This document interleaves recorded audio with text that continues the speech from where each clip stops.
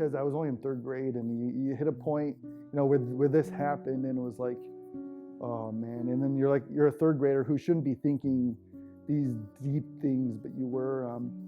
So growing up divorced, with divorced parents, is you were always going to different houses. You were always going to, like I said before, with the whole story thing is, multiple Christmases, multiple everything. Well, it gets confusing.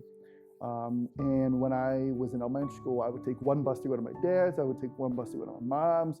I'd come to school on one bus, come to school the next day on another. And it was different days, different times, different things. And it was always super confusing. And one day I was in third grade. One day I took the school bus home, and I ended up going to the wrong house.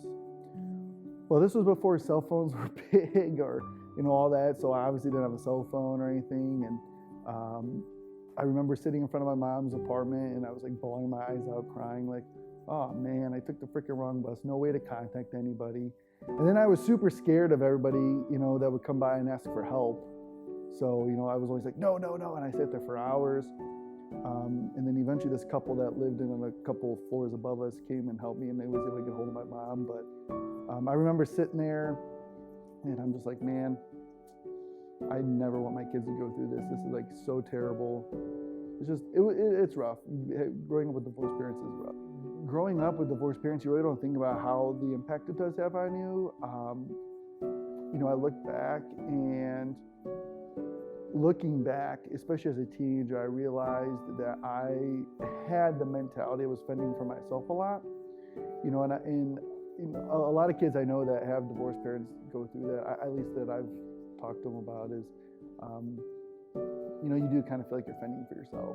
Even though you may not be, like my parents are two loving parents. I mean, amazing parents. I wouldn't trade them.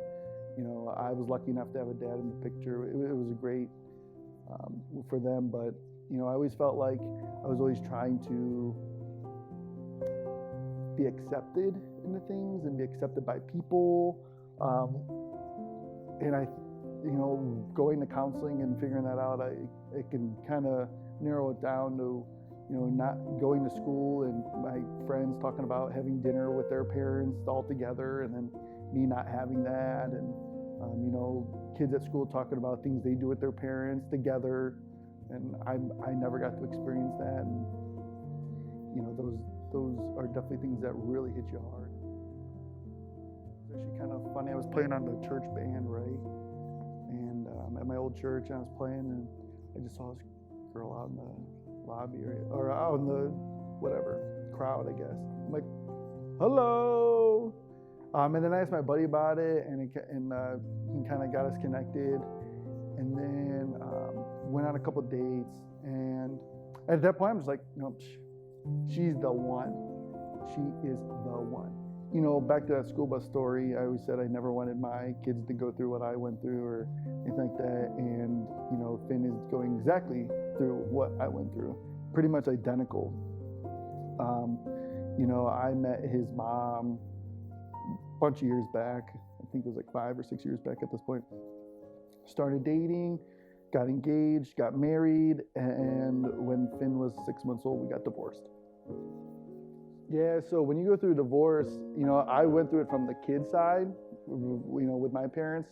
And luckily I was young enough to not really know what happened or really kind of what went down, which is a good thing. I don't really want to know, you know what I mean? But when I was going through divorce, by being the one divorcing, it is very tough. Super angry, super depressed, super, and what's crazy is not just angry at her or even myself, angry at God too. Like, dude, you put me through this as a kid and I'm doing it again. Like, come on.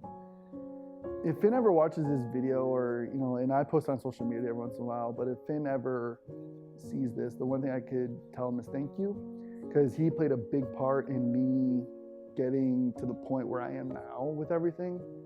It was a day, I had him, and the divorce hadn't been finalized quite yet. It was really close.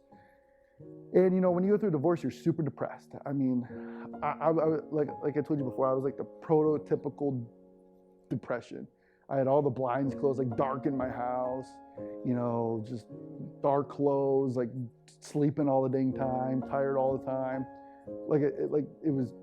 It's nothing I've ever gone through before. But, Finn was over. He was maybe a year old, and we were playing. He was playing, and we had the TV on. I was just laying on the couch, just practically asleep. I just didn't feel like doing anything. And Finn comes up to me and goes, "Daddy, get up! Daddy, get up!" I'm like, "No, buddy. I'm just not in the mood today. I'm sorry." And he does it again. "Daddy, get up! Daddy, get up!" I'm like, "Finn, not right now, please. Come on." And then he goes, "Dad, get up and play." And it was weird, just in that moment, it just clicked. It's like, oh, whoa. This is really starting to impact him. And this is not a good thing. It can't impact him because, I don't know, it was like God just through him was like, dude, you remember what it was like as a kid going through a divorce with your divorced parents, and you can't do that to him. And that's really when, he really helped trigger things for me to kind of really take the steps I needed to take to get better. So we started going to Neo while I was married. We were leaving a church that we were attending at the time and we were seeking for a new church. And we had a couple friends that went to Neo, and so we went there and we just fell in love with it. We loved the message, we loved the worship, we just loved the community. It was just awesome. And then things really started getting really rocky in our marriage. It just kind of literally from 0 to 60 like that. And, when I told you before, you never want to do things alone and you need to realize you're not alone, Neo was that for me. Not only was my parents there for me, my sister was there for me, family was there for me, but Neo was there for me. It was really awesome to see,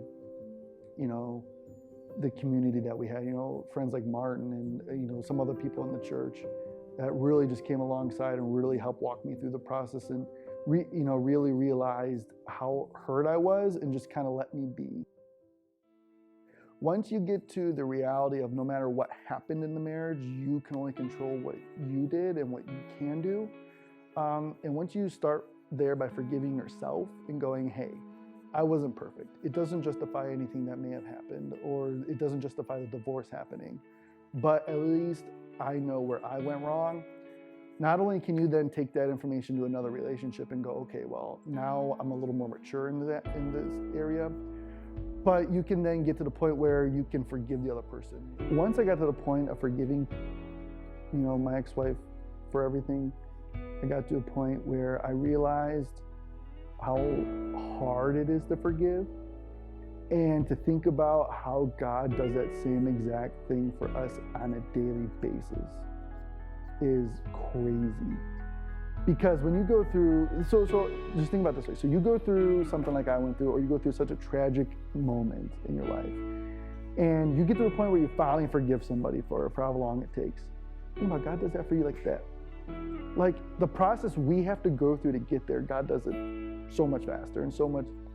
And I'm just like, man, for everybody, all God's children that do things that are sinning and terrible, and and how much pain he's got to be feeling. Like the pain I felt times bajillion, but the fact that no matter what, he forgives you is just super overwhelming. God forgives me and looks at me through the lens of I'm his son. And no matter what, he's there for me. And no, there's still going to be consequences for what you do. There's no doubt about that, but he still loves you in the end. It's something that's really awesome.